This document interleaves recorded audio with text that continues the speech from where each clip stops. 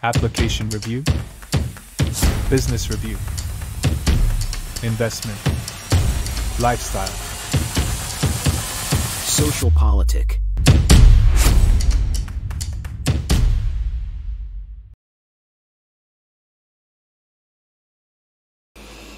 Halo Bapak Ibu, saudara-saudari sekalian, lovers and haters, salam cerdas Indonesiaku. Jumpa lagi kita pada kesempatan kali ini. Bagi Anda yang belum subscribe channel saya, silakan subscribe channel saya.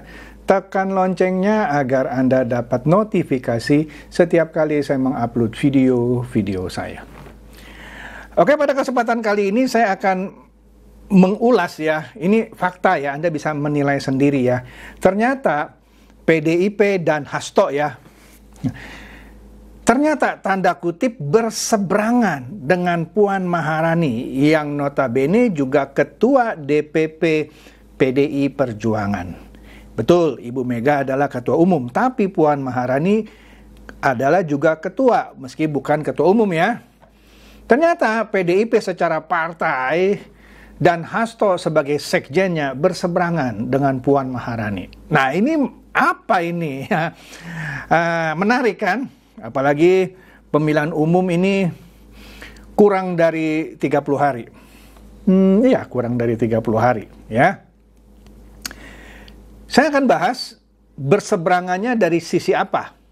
Dari sisi pemakzulan Jokowi.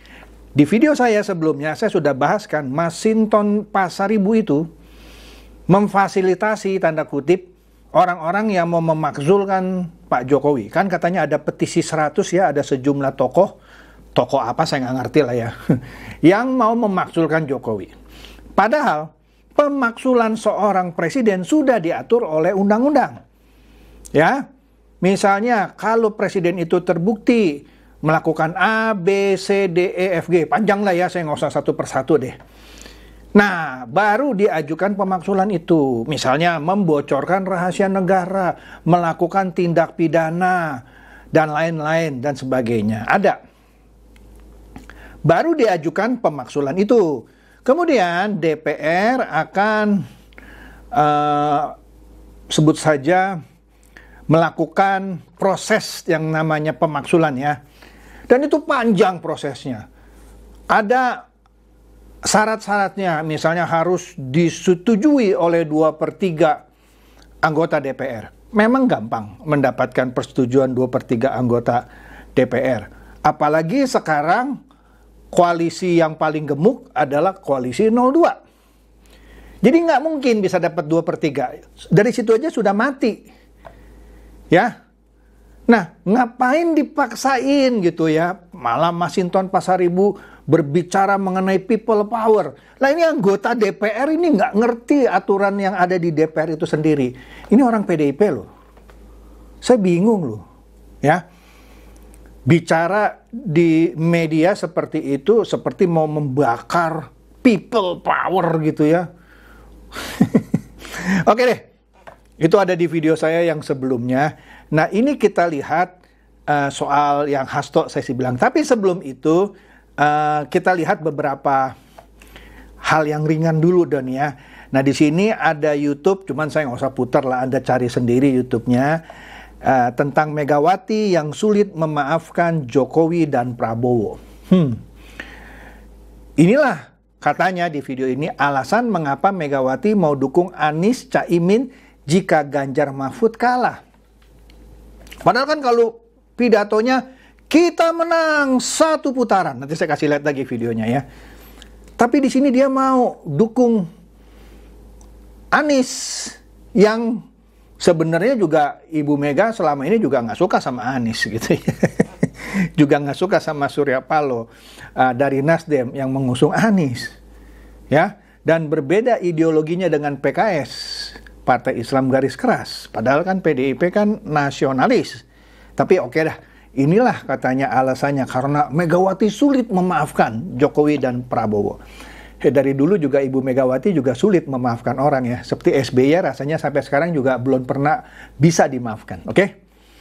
Kemudian ini Pandana Baban ini yang kalau selalu ngomong alalalalala.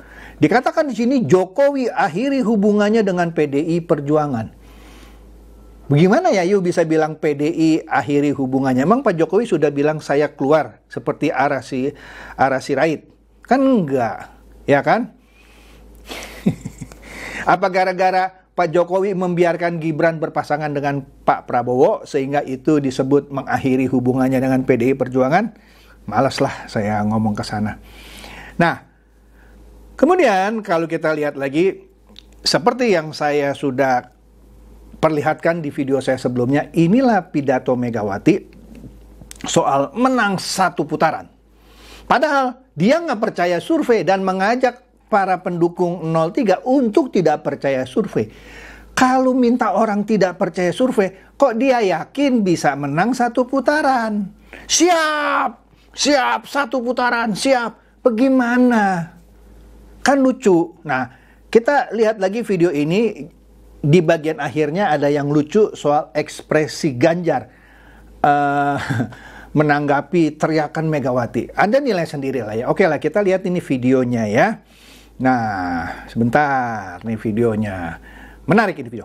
Kita akan menang 1 putaran. Siap! Siap! Siap!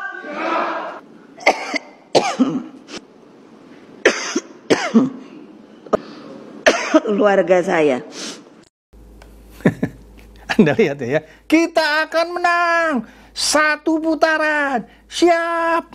Siap. Nah, yang ibu-ibu tuh kalau Anda lihat sepertinya tidak antusias gitu ya menanggapi ajakan siap.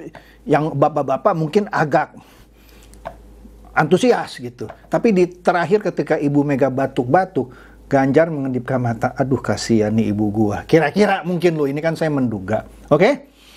Nah, oke, mari kita masuk mengenai isu pemaksulan di mana PDIP dan Hasto berseberangan tanda kutip dengan Puan. Nah, di sini saya lihat satu video dari YouTube ya. Video ini dari merdeka.com. Di sini judulnya PDIP keras desak Jokowi segera merespon. Jadi Jokowi disuruh merespon. Responnya mau apa ya? Nanti kita dengarkan videonya. Jadi Jokowi didesak untuk respon soal pemaksulan. Ntar Anda dengarkan videonya, lucu. Ya, kalau tidak akan muncul gerakan makin besar. Seakan-akan ngancem nih gitu ya. Ya ini jelas ngancem. Nah Anda lihat videonya. Oke dah, langsung aja kita lihat nih videonya di mana Hasto tanda kutip ya tadi seperti ngancem akan makin besar nih. Dengerin nih videonya ya. Nggak main-main nih. Ya, Mas Hasto, soal usulan pemakzulan presiden, menurut pendapat Mas Hasto gimana? Ya, yang penting bagi seorang pemimpin itu jalankan kekuasaan dengan penuh amanah untuk rakyat. Ketika pemimpin nasional menjalankan tugasnya, maka nggak akan ada isu-isu terkait dengan pemakzulan itu. PD Perjuangan tetap apapun pemaksulan politik memiliki suatu risiko-risiko politik, dan untuk itu kita berharap ini sebagai mekanisme kritik agar direspon dengan sebaik-baiknya sehingga diharapkan pemilu menjadi legacy bagi Presiden Jokowi, meskipun persepsi yang muncul di kalangan rakyat sulit untuk mengharapkan adanya netralitas dari aparatur negara karena suatu kerancuan di dalam menjabarkan Mas Gibran sebagai calon wakil presiden dan juga sekaligus sebagai anak dari Presiden Jokowi. Tetapi sebagai mekanisme kritik kami harapkan ini dapat direspon. Sekiranya tidak direspon akan muncul gerakan yang makin besar. Inilah yang dikhawatirkan oleh PD Perjuangan. Masih ada 26 hari ke depan untuk merubah suatu policy agar setiap pemimpin satunya kata dan perbuatan sehingga pemilu dapat berjalan dengan baik dengan menempatkan kedaulatan berada di tangan rakyat tanpa intervensi kekuasaan, tanpa intimidasi. Anda dengar ya? Ini lucu ya. Hasto bilang pertama ya, Anda dengerin lagi lah videonya.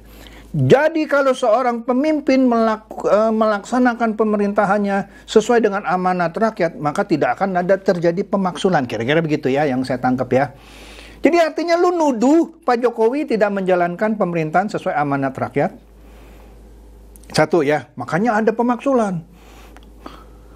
Maka harus direspon. Bagaimana yang lu harapin Pak Jokowi merespon? Menarik Gibran untuk tidak jadi cawapresnya Prabowo. Karena dia bilang di sini, karena ini ada kerancuan katanya. Gibran yang sekarang maju kan sebagai cawapresnya Pak Prabowo, yang mana dia adalah putra presiden. Nah, terus lu kenapa? Memang dia putranya presiden, kerancuan gimana? Nanti saya kasih lihat satu fakta ya. Padahal PDIP sendiri sebenarnya mau ambil Gibran. Sekarang Gibran diambil sama Pak Prabowo, dia bilang ini kerancuan. Gibran maju padahal dia putra presiden. Jadi ada seperti permainan kekuasaan. Seperti ada ketidaknetralitasan. Jadi masih ada 26 hari tadi dia bilang ya untuk menyelesaikan ini. Ngancam nih. Kalau nggak direspon akan semakin besar nih ini pemaksulannya. Kira-kira begitu walaupun ngomongnya kalem gitu ya. Aduh, ini kalau orang yang ngerti politik ketawa semua ini ya. Nah, kita lihat fakta yang sudah pernah saya bahas juga nih faktanya. Kita lihat di sini ya. Pada tanggal 2 Oktober 2023, CNN pernah menurunkan berita bahwa Hasto akui PDIP ikut lirik Gibran jadi cawapres Ganjar. Artinya apa? Ketika itu MK belum memutuskan kan, karena ada batas usia kan. Jadi PDIP ikut mengharapkan supaya Gibran lolos di MK itu sehingga bisa ditarik menjadi cawapresnya Ganjar. Pertanyaan saya. Kalau Gibran benar jadi cawapresnya Ganjar, ngoceh nggak nih yang namanya Hasto bilang bahwa ada kerancuan, Gibran adalah putra presiden, sekarang jadi cawapres. Padahal PDIP sendiri ikut lirik Gibran sebagai cawapres Ganjar. Ini politisi apa ya? Saya nggak ngerti loh, orang seperti ini bisa jadi sekjen sebuah partai besar.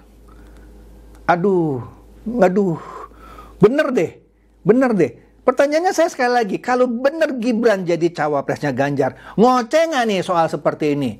Ada ada kerancuan seorang putra presiden maju sebagai cawapres.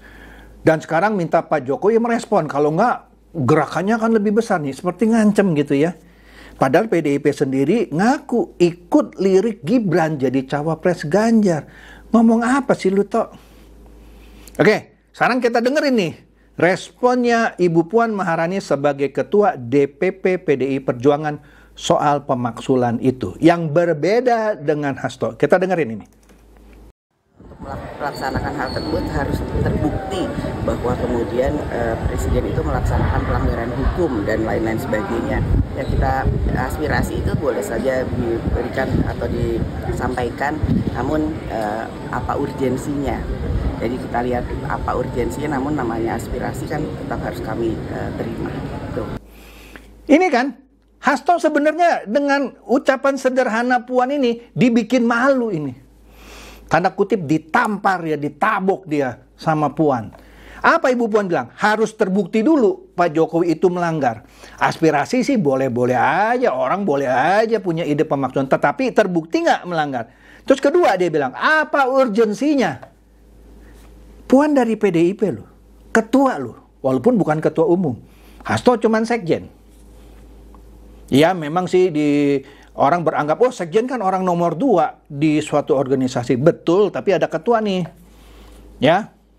Dan Hasto kan dari nada bicaranya selalu menyudutkan Pak Jokowi. Beda dengan Puan yang kalau saya nilai dia agak bijak gitu kalau bicara ya.